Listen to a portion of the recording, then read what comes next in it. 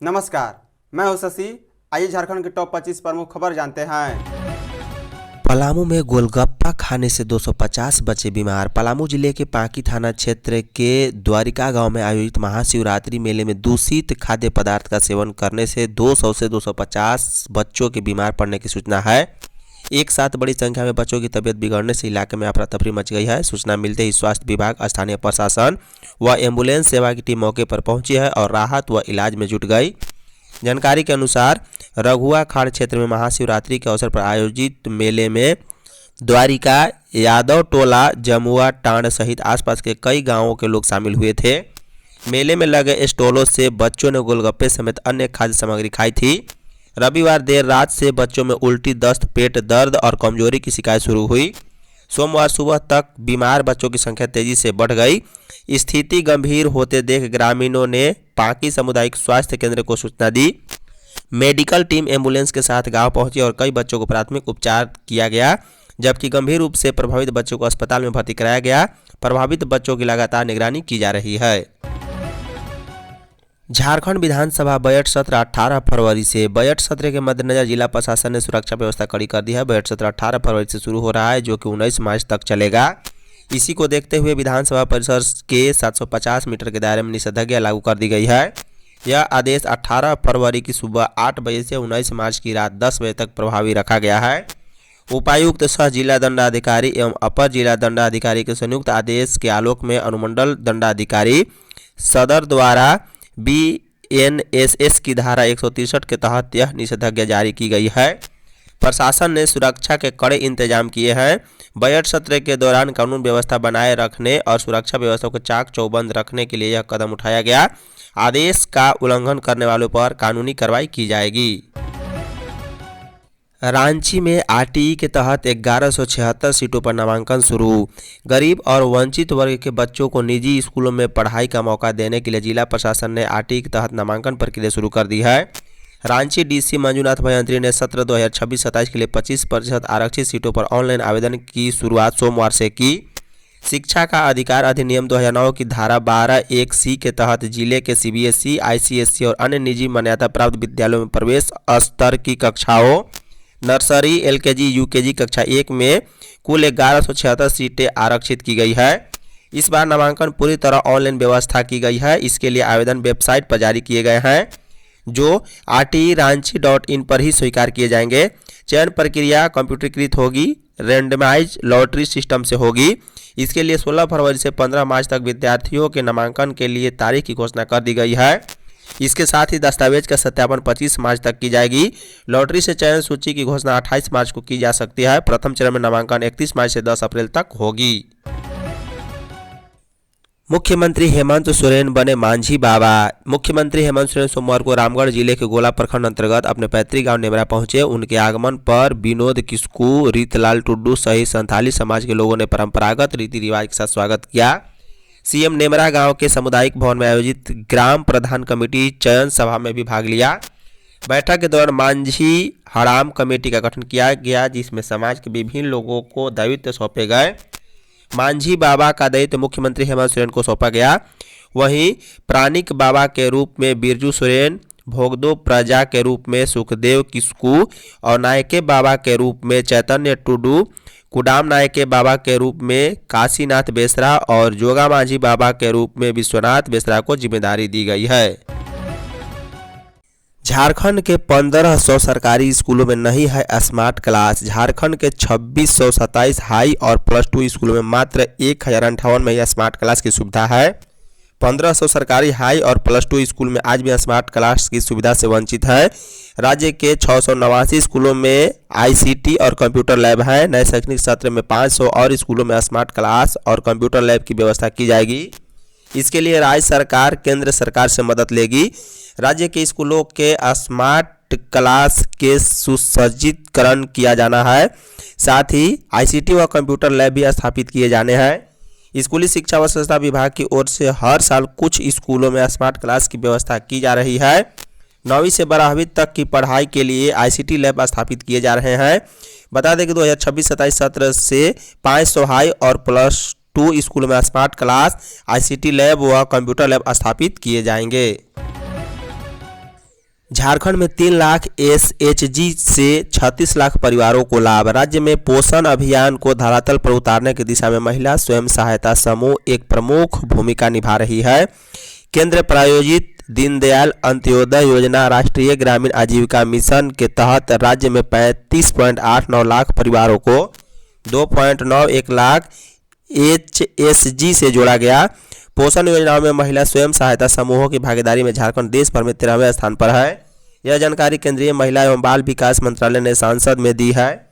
बता दें, DAY/NRLM mission के अंतर्गत सामुदायिक जुड़ाव, लाभार्थियों के सशक्तिकरण और सामाजिक जवाबदेही बढ़ने की प्रक्रिया को सुदृढ़ बनाने के लिए राज्य के 38,000 से अधिक आंगनबाड़ी केंद्रों में महीने में 2 बार सामुदायिक आधारित कार्यक्रम आयोजित किए जा रहे हैं।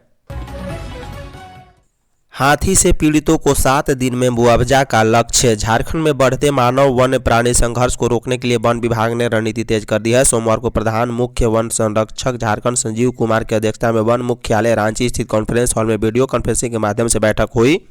बैठक में PCCF संजीव कुमार ने कहा है कि हाल के दिनों में कुछ जिलों में हाथियों द्वारा जानलेवा घटनाएं हुई है, जो गंभीर चिंता का विषय है। मानव हाथी संघर्ष रोकने के लिए तकनीकी उपयोग को प्रभावी बनाने, आधारभूत संरचना मजबूत करने और त्वरित कार्रवाई सुनिश्चित करने का निर्देश दिया गया। उन्होंने बताया है कि मुख्यमंत्री हेमंत सोरेन ने हाथी या जंगली जानवरों के हमले में मृत्यु या दुर्घटना की स्थिति में 12 दिनों के भीतर मुआवजा भुगतान सुनिश्चित करने का निर्देश दिया है, जबकि विभाग का लक्ष्य 7 दिनों में भुगतान करने का है। महिलाओं और छात्राओं की सुरक्षा को 5 सदस्यीय कमेटी बनेगी। महिलाओं और छात्राओं के साथ छेड़छाड़ तथा बढ़ते अपराध पर रोक लगाने के लिए दायर याचिका पर सोमवार को सुनवाई के दौरान सरकार की ओर से कमेटी गठन के लिए सदस्यों के नामों की सूची पेश की गई। इस पर चीफ जस्टिस MS सोनक और जस्टिस राजेश शंकर की अदालत ने सरकार की सूची को स्वीकार करते हुए सूची में शामिल 5 नामों को कमेटी के लिए नोटिफाई करने का निर्देश दिया। कोर्ट ने कमेटी को झालसा के सुझावों पर विचार करने का निर्देश दिया। साथ ही सभी पहलुओं का अध्ययन कर विस्तृत रिपोर्ट दाखिल करने का निर्देश दिया। मामले की अगली सुनवाई 26 मार्च को होगी। कोर्ट ने राज्य सरकार को वर्ष 2024 में झालसा द्वारा दिए गए सुरक्षा संबंधी सुझावों को लागू करने के लिए कमेटी बनाने का निर्देश दिया था और इसी पर शपथ पत्र दाखिल करने को कहा था। झालसा की ओर से कहा गया था कि महिलाओं बच्चों की सुरक्षा से जुड़े हेल्पलाइन नंबर सक्रिय रहे और उनका व्यापक प्रचार प्रसार भी हो। बेरमो में बच्चा चोर बता यूपी की 6 महिलाओं से मारपीट। गांधीनगर थाना क्षेत्र अंतर्गत बेरमो स्टेशन के पास दामोदर नदी पर बने पुल के पास ग्रामीणों ने बच्चा चोर के शक में सोमवार को 6 महिलाओं को पकड़ा और मारपीट की है। सूचना पर गांधीनगर थाना प्रभारी धनंजय कुमार सिंह व SI रवि नारायण झा पहुंचे और सभी महिलाओं को भीड़ से छुड़ाकर थाने ले आए। थाना में बेरमो BDO मुकेश कुमार भी पहुंचे और महिलाओं से पूछताछ की गई। महिलाओं में बिंदु देवी, माला देवी, माया देवी, संजना कुमारी, निर्जला कुमारी, कीर्ति कुमारी शामिल हैं। महिलाओं ने बताया है कि वे लोग उत्तर प्रदेश के जौनपुर की रहने वाली हैं और दवा लेने के लिए यहां आई थी। जब उनसे पूछा गया कि यहां कौन डॉक्टर या वैद्य है तो कहा कि फेसबुक और यूट्यूब में देखी गई थी। रांची के चान्हो में कृषि मेला की तैयारी पूरी। रांची के चान्हो स्थित सिलागाई में मंगलवार 17 फरवरी को आयोजित होने वाली अमर शहीद वीर बुद्धू भगत जयंती सह कृषि विकास मेला की तैयारियां का कांग्रेस के कार्यकारी अध्यक्ष बंधु तिर्की ने सोमवार को निरीक्षण किया। इस दौरान तिर्की ने कहा है कि कार्यक्रम की तैयारियां अंतिम चरण में है और लगभग पूरी हो चुकी है। उन्होंने बताया है कि सभी आगंतुकों की सुविधाओं का पूरा ध्यान रखा गया है। बंधु तिर्की ने राज्यवासियों से अपील की है कि वे अमर शहीद वीर बुद्धू भगत की जयंती समारोह में अवश्य शामिल हो और मेले में लगी कृषि विकास योजनाओं का लाभ उठाएं। पलामू SP का व्हाट्सएप अकाउंट हैक। पलामू जिले की SP रिश्मा रमेशन का व्हाट्सएप अकाउंट साइबर अपराधियों ने हैक कर लिया है। SP के नाम और फोटो का दुरुपयोग करते हुए फर्जी व्हाट्सएप प्रोफाइल बनाया गया है, जिसके माध्यम से जिले के अधिकारियों, पुलिसकर्मियों और प्रतिष्ठित लोगों को मैसेज भेजे जा रहे हैं। पुलिस के अनुसार साइबर अपराधियों की मंशा वित्तीय ठगी करने और गोपनीय सूचनाएं हासिल करने की है। फर्जी अकाउंट से लोगों से पैसे की मांग या किसी तरह की मदद के नाम पर संदेश भेजा जा रहा है। पुलिस ने आम लोगों से अपील की है कि यदि इस तरह के किसी संदिग्ध नंबर से मैसेज या कॉल प्राप्त होता है तो उसे तुरंत ब्लॉक करें और पुलिस को इसकी सूचना दे। मामले की गंभीरता को देखते हुए पलामू पुलिस की साइबर सेल ने फर्जी व्हाट्सएप अकाउंट से जुड़े मोबाइल नंबर को ट्रेस करना शुरू कर दिया है। पुलिस यह भी पता लगाने की कोशिश कर रही है कि उक्त नंबर का संचालन कहां से किया जा रहा है और इसके पीछे कौन लोग शामिल है। हजारीबाग में यातायात अव्यवस्था पर हाईकोर्ट सख्त। झारखंड हाईकोर्ट ने सोमवार को हजारीबाग में यातायात अव्यवस्था पर सख्त निर्देश जारी किया है। इस मामले में अदालत ने हजारीबाग के उपायुक्त, एसपी और नगर आयुक्त को अवमानना का नोटिस जारी किया। अदालत ने 9 फरवरी को अपने आदेश में इन तीनों अधिकारियों को व्यक्तिगत हलफनामा दायर करने का निर्देश दिया था। इन तीनों अधिकारियों ने अदालत की ओर से निर्धारित तिथि के अंदर व्यक्तिगत हलफनामा दायर नहीं किया, बल्कि अपने कनीय अधिकारियों के जरिए हलफनामा दायर कराया। इस पर अदालत ने नाराजगी जताते हुए डीसी, एसपी और नगर आयुक्त को अवमानना का नोटिस जारी करते हुए 10 मार्च तक हलफनामा दायर करने का निर्देश दिया है। हाई डिप्रेशन मरीज का माइक्रो करंट से होगा इलाज। झारखंड में रांची स्थित रिम्स के साइकियाट्री विभाग में हाई डिप्रेशन और डिमेंशिया से पीड़ित मरीज के लिए आधुनिक तकनीकी आधारित इलाज की शुरुआत की गई है। अस्पताल में TDCS मशीन मंगाई गई है, जिसके माध्यम से मरीजों को माइक्रो करंट दिया जा रहा है।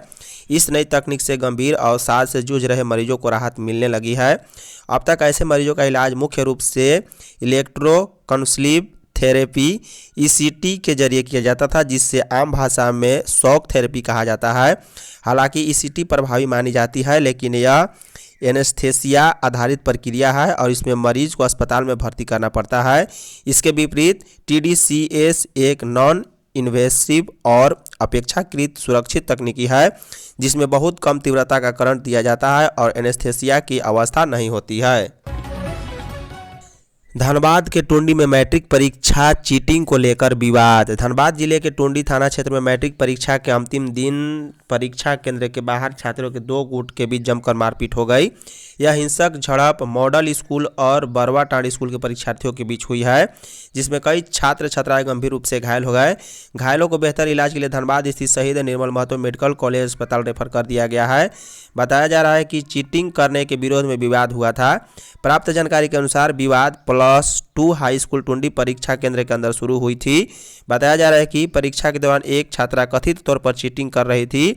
जब दूसरे पक्ष के परीक्षार्थियों ने विरोध किया तो केंद्र के अंदर गहमागहमी शुरू हो गई।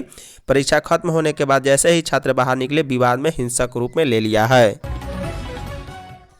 दलीय आधार पर निकाय चुनाव कराने से भाग रही सरकार। रघुवर दास। झारखंड के पूर्व मुख्यमंत्री रघुवर दास ने राज्य सरकार पर तीखा हमला बोलते हुए आरोप लगाया है कि हेमंत सरकार दलीय आधार पर निकाय चुनाव कराने से डर रही है।